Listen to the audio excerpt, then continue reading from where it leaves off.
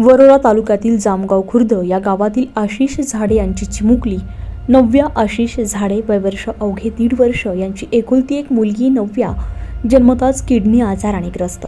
किरकोळ प्रकृतीची असल्यामुळे औषधोपचार नेहमी चालू असायचे.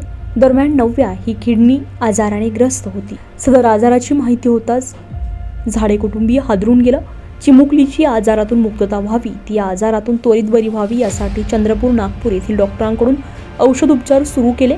यावेळी डॉक्टरांनी चिमुकलीची एक किडनी 90% निकामी झाल्याचं निदान केलं. या घटनेमुळे झाडे कुटुंबीय अक्षरशः हादरून गेले. शिवाय यावर उपचार करायचा असल्यास लाखो रुपयांचा खर्च सुद्धा येणार असल्याचं डॉक्टरांनी सांगितलं. आधीच्या औषधोपचारामुळे आर्थिक परिस्थिती खिळखिळी झाल्यामुळे परत मोठी शस्त्रक्रिया करावी लागणार, त्यामध्ये लाखो रुपयांचा खर्च येणार.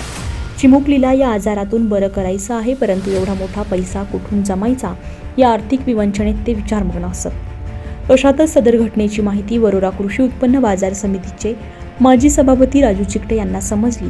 सदरची बातमी कळताच राजू चिकटे यांनी आपल्या सहकाऱ्यांसह पीडित कुटुंबियांची भेट घेत चिमुकलीच्या पुढील उपचारासाठी आर्थिक सहकार्य करत त्यांना मानसिक आधार दिला व पुढील उपचार तज्ज्ञ डॉक्टरांच्या सल्ल्यानुसार करून घेऊ असं आश्वासन दिलं.